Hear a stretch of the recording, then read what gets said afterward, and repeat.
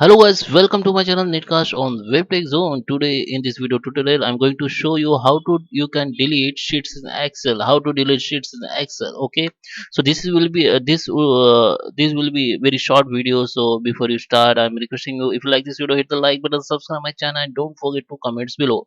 So without time wasting, guys, let's start with video. So guys, here you can see this is my demo Excel sheet. I have many Excel sheet I'm working on. I have many working sheet. I can delete multiple Microsoft Excel sheets. Okay, so guys, in order to delete or remove worksheet in Excel, there is a simple process you can follow. If you have updated Excel sheet, you have to even you have updated Excel sheet, you have to follow the same process. So I'm going to show you how you can delete sheet in Excel. Okay, so in order to deleting Excel sheet, just click. You can see I have many Excel sheet here. Just click on sheet that you want to delete or remove. So just click on the sheet and click your right button of your mouse.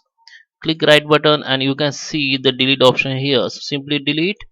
Before you delete, be confirmed that you have deleting. If you're deleting your data, it will be not backup. It will not you will not get back it. Okay, just click on delete. The access will be delete. Okay, if you want to undo, you can simply do Control and Z. The sorry, sheet will be deleted. No, it will not.